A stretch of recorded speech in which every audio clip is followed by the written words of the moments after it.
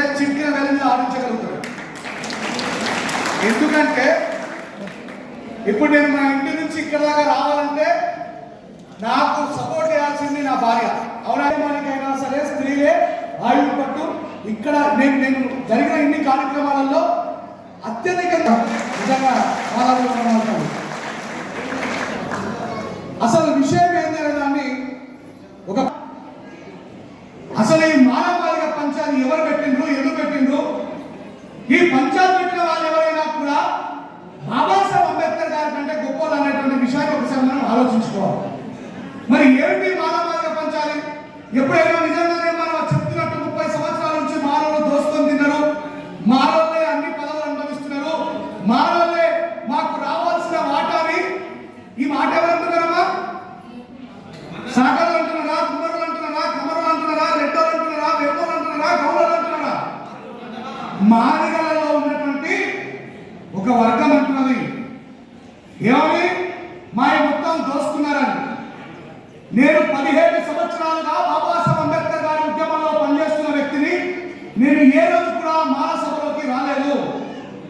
కానీ ఈ రోజు ఎందుకు రావాల్సి వచ్చిందంటే నేను చదువుకున్న నా జ్ఞానము, పోరాట స్ఫూర్తి, నేను బాబాసాహెబ్ అంబేద్కర్ గారి దగ్గర నుంచి గ్రహించిన నా ప్రజ్ఞ, ఏ తప్పు చేయకుండానే నా జాతి మిగతా సమాజం ఉందరా మాదిగ జాతిలో ఒక వర్గం చేత అవమానానికి గురవుతుంటే ఆ మానవాడిగా పుట్టి నేను ప్రశ్నించకపోతే నా పిల్లలకు అర్థంగా లేదని నేను రావాల్సి వచ్చింది.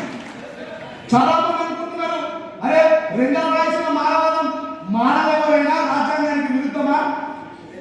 59 కులాలలో మానవాళ్ళు లేరా? ఈ దేశంలో పోరాటం చేసింది మానవాళ్ళు.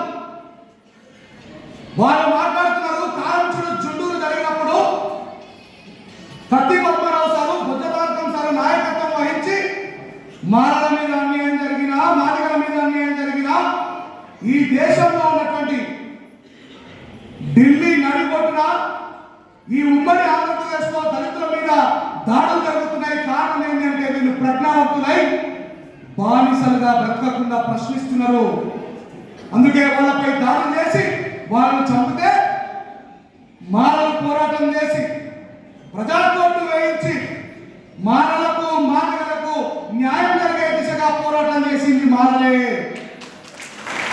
ఈ దేశంలో ఎస్సీ అట్రాసిటీ కేసులు దృఢంగా చేయాలనే ఆలోచనతో ముందుకు పోయే వాళ్ళు మానలే. కానీ వాళ్ళు ఏమంటున్నారు? మానవులు మానవులు వేరు, మాకు ఏం చేయలేరు వాళ్ళని చెప్పి మాట్లాడుతూ ఉన్నారు. ఎంతసేపు పారిశ్రామికవేత్త అయినటువంటి వివేకానంద మీద మాట్లాడుతూ ఉన్నారు. వాళ్ళు ఏమంటున్నారు? మానవులు దోసుగా తిన్నారంటారు. ఒప్పుకుంటారా? చెప్పండి, ఒప్పుకుంటారా? మీ భూములు మీరు దున్నుకున్నారు, మీ ఉద్యోగాలు మీరు చేసుకున్నారు, మీ చదువులు మీరు చదువుకున్నారు, ఇంకా కూలి పనికి పోతా ఉన్నారు. మరి 30 సంవత్సరాల నుంచి ఇది తప్పు అని చెప్పినటువంటి మన వాళ్ళే చెప్పకుండా భయపడి ఎక్కడ కులం మీద వేసుకుంటే ఇక మనం కులవాలంటారు. అవతల 30 సంవత్సరాల నుంచి కులం అంటే తప్పులేదు, కానీ మనం కులం అంటే మాత్రం తప్పట. ఇలాంటి ప్రచారాన్ని వాళ్ళు మొదలుపెట్టినప్పుడు తిప్పి కొట్టాల్సిన అవసరం మనపై ఉందా లేదా? మరి ఇది వర్గీకరణ వ్యతిరేక ఉద్యమం కాదు. మళ్ళా చెప్తున్నా, ఇది వర్గీకరణ వ్యతిరేక ఉద్యమం కాదు. రాజ్యాంగానికి విరుద్ధంగా జరుగుతున్న వర్గీకరణకు వ్యతిరేకమైన ఉద్యమం. నరేంద్ర మోడీ గారి చంకనెక్కినటువంటి మందకృష్ణన్న రాజ్యాంగానికి విరుద్ధంగా మెహర్బానీ, అరే బాగా నుంచి మన దగ్గర డ్రైవర్ పని చేస్తున్న పిల్లవాడికి మంచి కొత్త బట్టలు కొని ఇక్కడ మెహర్ కొనిస్తారు కదా, sir sir sir sir sir మీ దగ్గర ఉంది సార్, దండం పెడతారు సార్, ఏం కావాలి సార్ అని పనుకుంటారు కదా, వాళ్ళకి మెహర్బానీ కింద ఏదైనా కొంచెం ఇస్తే ఇస్తారన్నట్టు. అట్లా ఈ రాష్ట్రంలో మందకృష్ణ మాదిగన్న ఎవరు కోట్లేమని చెప్పిండో? బీజేపీ కోట్లేమన్నాడు. ఆర్ఎస్ ప్రవీణ్ కుమార్ గారు ఎమ్మెల్యే ఎలక్షన్ అప్పుడు ఎవరు కోటేమన్నారు? బిఎస్పీ కోటేమన్నారు. ఎంపీ ఎలక్షన్ ఎవరు కోటేమన్నారు? టిఆర్ఎస్ కోటేమన్నారు. వంగపల్లి శ్రీనివాస్ గారు టిఎంఆర్పిఎస్ ఆయన ఎవరు కోటేమన్నాడు? టిఆర్ఎస్ కి ఓటేమన్నారు. మన డిఎస్పీ విశాఖ మహారాజు గారు ఆయన ఎవరు కోటేమన్నారు? ఆయన సొంతంగా ఒక పార్టీ పెట్టుకున్నారు, చెప్పుల గుర్తు బిఎస్పీకి ఓటేమని చెప్పిండు. మరి మాదిగల్లో ఉన్నటువంటి ప్రముఖమైన నాయకులందరూ కూడా మరి వేరే వేరే వాళ్ళ ఓట్లేస్తే ఈ మానవులందరూ ఓట్లేసి కాంగ్రెస్ ని గెలిపిస్తే ఈ రేవంత్ రెడ్డి అందరికంటే ముందు నేనే వర్గీకరణ చేస్తా అంటారు. మరి రేవంత్ రెడ్డి గారికి సమాముఖంగా మన జాతీయం ఏకమై రాజ్యాంగానికి విరుద్ధంగా జరుగుతున్నటువంటి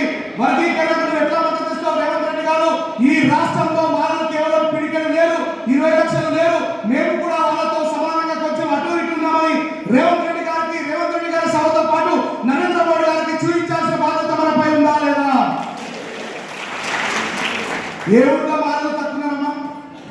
పెద్దగా దీని మీద చర్చనే అవసరం లేదు. మీ ఊర్లల్లో వాళ్ళు చెప్తున్న లెక్కల ప్రకారం మాదిగలు 100 కుటుంబాలు ఉంటే వాళ్ళ లెక్క ప్రకారం మాదిగలు 4 కుటుంబాలు మాత్రమే ఉండాలి. అట్లా ఉన్నారమ్మా మన ఊర్లలో? చెప్పండి గట్టిగా, మీరు చెప్పింది నిలబడతారా?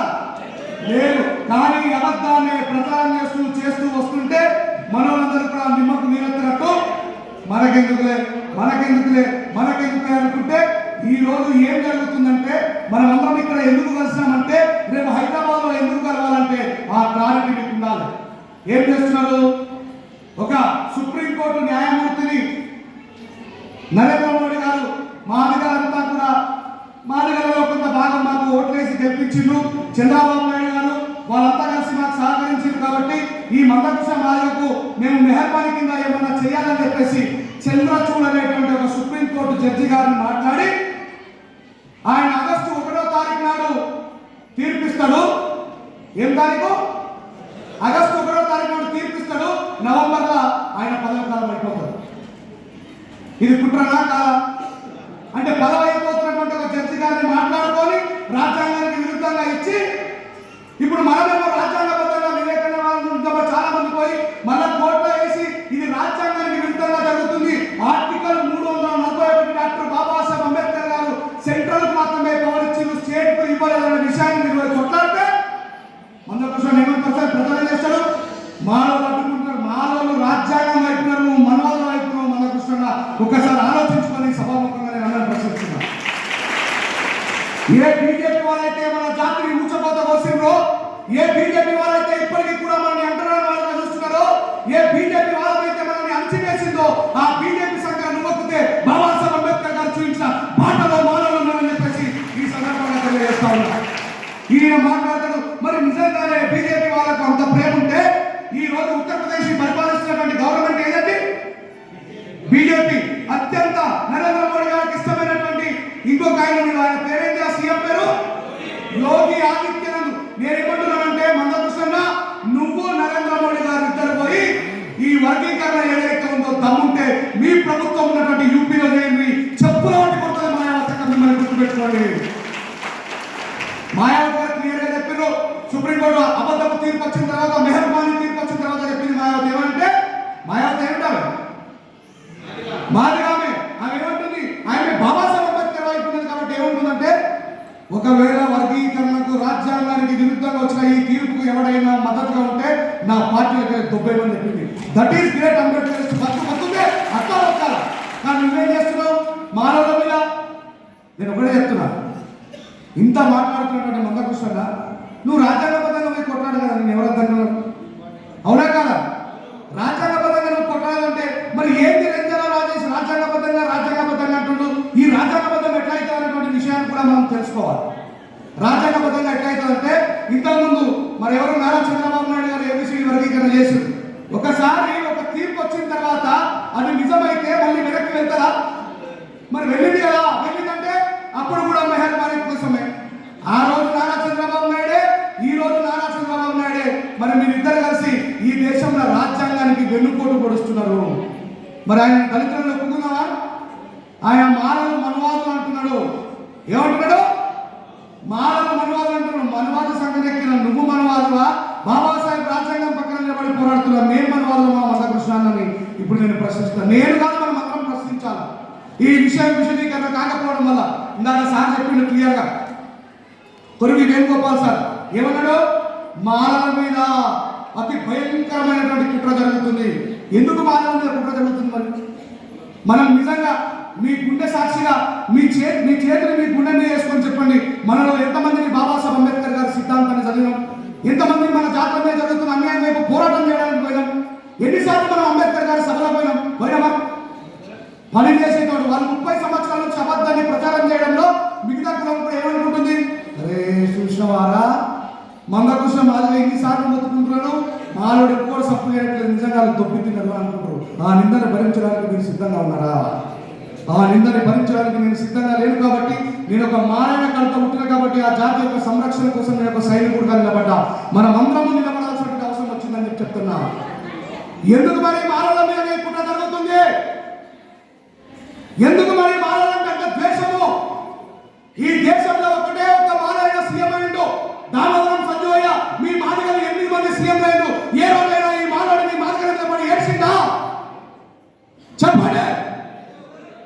రాష్ట్రానికి మనం రెండుగా విడిపోకుండా ముందు దివంగత ముఖ్యమంత్రి రాజశేఖర రెడ్డి గారు సీఎం ఉన్నప్పుడు మరి దామోదరం రాజనరసింహన్న మాదిగైన ఉప ముఖ్యమంత్రి చేసిండు.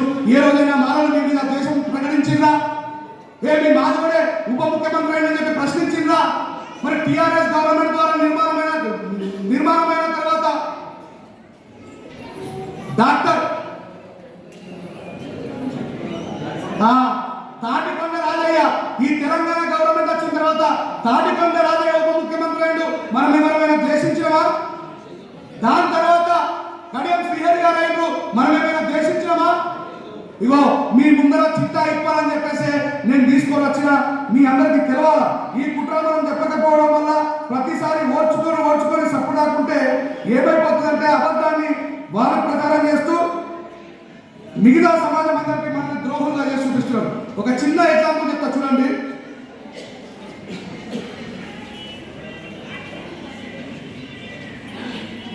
చెప్పారు తెలుసా మీకు? కాలయాలయ. ఆ కాలయాలయ భాగవతం బయట పడమని చెప్పి రాత్రి కూర్చొని పనిచేసిన ఆరుగురు తొప్పితినారని చెప్పాలా? మనం ప్రశ్నించకపోతే, మన హక్కుల కోసం మనం కొట్లాడకపోతే భావితరాల్లో ఇది కేవలం వర్గీకరణ, ఈ ఎస్సీ రిజర్వేషన్ కోసం జరుగుతున్న ఉద్యమం కాదు. ఆ సుప్రీంకోర్టు ఇచ్చినటువంటి తీర్పులో ఏముందో తెలుసుకునే ప్రయత్నం ఇటు మాలలు చేయలేరు, అటు మాదిగోలు చేయలేరు.